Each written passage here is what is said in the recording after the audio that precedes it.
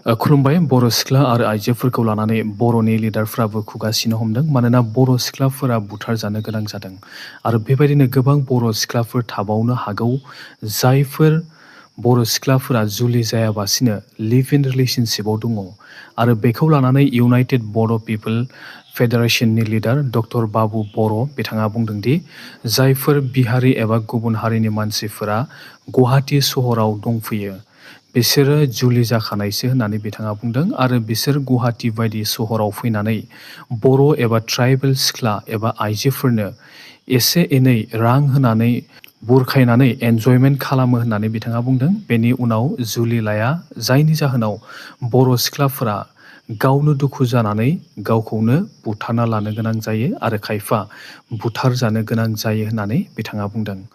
बेखौ लानानै बाबु बिथाङा बुंदोंदि गुवाहाटि एबा गुबुन सहरफोराव बर' सिख्ला एबा आइजोफोरा फरायनो फैदोंब्ला एबा खामानि मावनो फैदोंब्ला बिसोरनि गार्जेन एबा बिमा बिफाफोरा बर' आफादफोरनो फोरमायहरनो नांगौ होननानै बिथाङा बुंदों।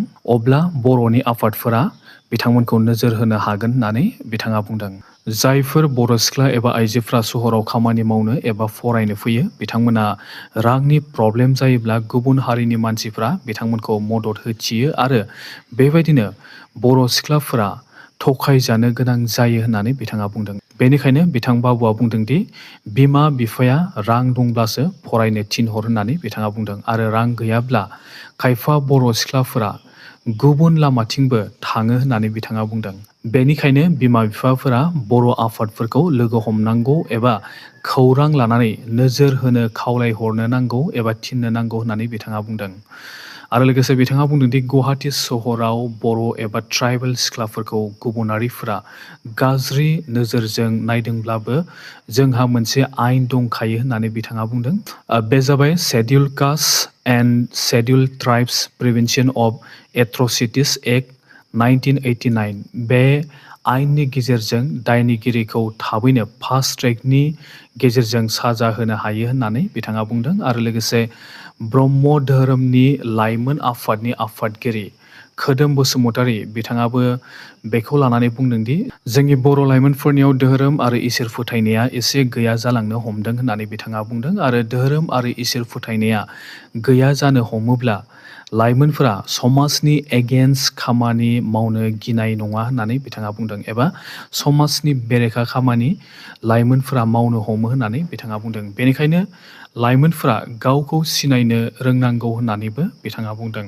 मसलपुरनिफ्राय राकेश ब्रह्म बिथाङा इउपिपिएल पलिटिकेल पार्टिखौ नागारनायनि साननैसोनि उनाव मैया मसलपुर ब्लक कमिटिखौ दाफिननाय जाबाय।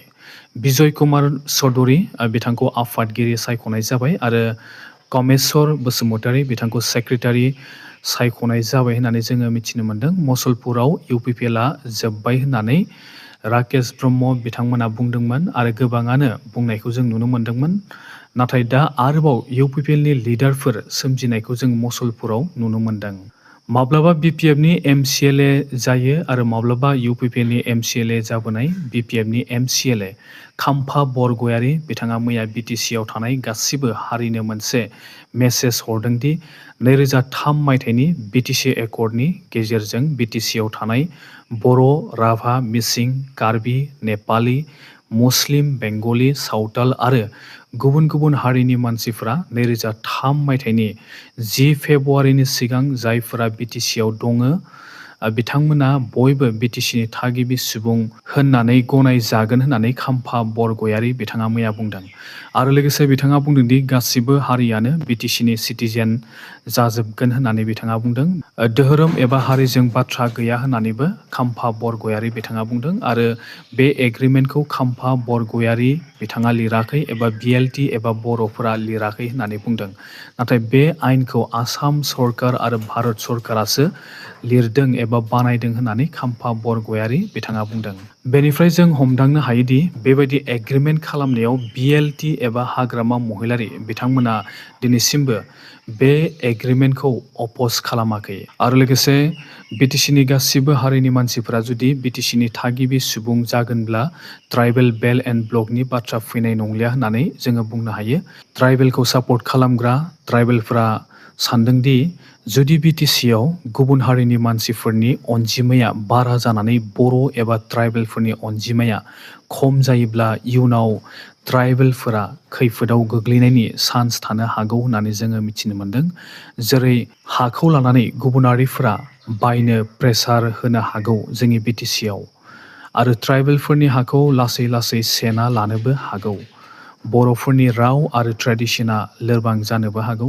बर'फोरा साख्रि मोननाया आरोबाव गोब्राबसिन जानो हागौ मानोना इयुनाव बिटिसिआव गुबुनारिफोरनि पपुलेसन एबा अनजिमाया बर'निख्रुइ बारासिन जागोन आरो लोगोसे बिटिसिनि पलिटिक्सआव एबा डिसिसन बानायनायाव बर'फोरनि एबा ट्राइबेलफोरनि बाथ्राया बारा खोनासंजानाय नङा। जुदि जायखिजाया हारिनि मानसिफ्रा सरकारि एबा फरायसायाव थानो सुबिदा मोनोब्ला जोंनि बिटिसिआव बर' एबा ट्राइबेलफोरा लासै लासै बड'लेण्डआवनो रैखाथि गैयि जागोन मानोना जों नुनो मोन्दोंदि बिटिसिआव 35 लाख पपुलेसन दङ। बेनि मादावनो बर' आरो ट्राइबेल हारिनि सुबुंफोरा बिटिसिआव 35% दङ। नाथाय बिटिसिआव नन ट्राइबेलफोरनि अनजिमायासो बारासिन दङ। बिटिसिआव नन ट्राइबेल हिसाबै 67% जोंनि बिटिसिआव दङ। बिटिसिखौ बर'फोरा लाबोदोंब्लाबो बिटिसिआव बर'नि अनजिमाया बारा गैया। नाथाय नन ट्राइबेलफोरनि पपुलेसनासो दाबो बिटिसिआव बारा होननानै जोङो बुंनो हायो। फैगौ समाव बिटिसिआव बिपिएफ पलिटिकेल पार्टिखौ फोथांना लाखिनो थाखाय जुदि गासिबो हारिनो थानो सुबिदा होयोब्ला बर'फोरा आरोबाव गादब जाबावनो हागौ। सानसे समाव मुस्लिम बिहारि सावथालफोरखौ बिएलटि आरो एनडिएफबि आफादा बर'फोर थाग्रा ओनसोलनिफ्राय होखारहरनो थाखाय गावथारदोंमोन, न' सावना होदोंमोन। मानोना गुबुनारिफोरनि पपुलेसना बारा जानायनि थाखायनो बर'फोरा दाबिनायफोरखौ मोनाखैमोन। नाथाय दा पलिटिकेल पार्टियाव हाबनाय लोगो लोगोनो बिएलटि आरो एनडिएफबिनि खायफा लिडारफोरा दा बयखौबो बजबना लाफिननो नागिरनायखौसो जोङो दा नुनो मोन्दों।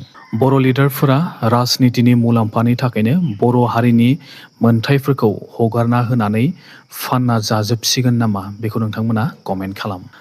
बेंकआव साख्रि मावनानै रिटायार जानाय श्रीकान्त साहाश्रु बुद्धि बिथाङा दुखु जानानै गावनि खामायना मोननाय 25 लाख रांखौ इन्डियान आर्मिनो दान होनो थांखि लाबाय। मानोना बिथांहा मोनसे सिमां दङमोनदि बिथां आरो बिथांनि हिन्जावा बिथांमोना खामायना मोननाय रांजों बुहुमनि गुबुन गुबुन हादोराव बेरायहैनो बिथांमोना थांखि लादोंमोन। नाथाय बे सिमाङा जाफुङासै। बिथांनि हिन्जावा थैबाय आरो बिथांनि हिन्जावा थैनायनि उनाव बिथांनि गोसोआ बायग्लिबाय आरो लोगोसे बिथाङा बुंदोंदि बिथाङा गाव हारसिं जानायखाय बिथाङा ट्रेभेल खालामनो एबा बेरायनो गोसो गैलिया होननानै बिथाङा बुंनानै लादों। बिथाङा बुंदोंदि बिथांनि हिन्जावा जोबोद मोजांमोन होननानै बिथाङा मोदै गनानै बुंनायखौ जोङो नुनो मोन्दों। बिथाङा नागपुरनि बिथां आरो बिथांनि हिन्जाव सानैबो पान्जाब नेशनेल बेंकआव साख्रि मावोमोन। बिथांमोना बुहुमनि हादोरफोराव सानैजों बेरायनो प्लेनिं खालामदोंमोन। बेनिखायनो साख्रि मावना मोननाय रांखौ सेभिं खालामदोंमोन आरो पिएफनि रां आरो सेभिं खालामनाय रांजों बिथांमोना बेरायनो प्लेनिं खालामदोंमोन। नाथाय बिथांमोननि सिमाङा जाफुङासै। बेनिखायनो मानसिनि सिमाङा एबा साननायफोरखौ 100% जाफुंहोजोबनो हाया होननानै जोङो बिथांनिफ्रायनो जोङो मिथिनो मोनबाय।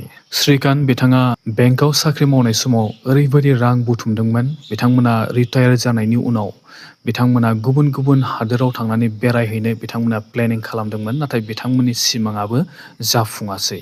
स' नोंथांमोना भिडिअखौ मोजां मोनबायब्ला मोनसे लाइक खालाम, शेयार खालाम आरो लोगोसे चेनेलाव गोदानबा चेनेलखौ साबस्क्राइब खालामनानै लानो दाबाव।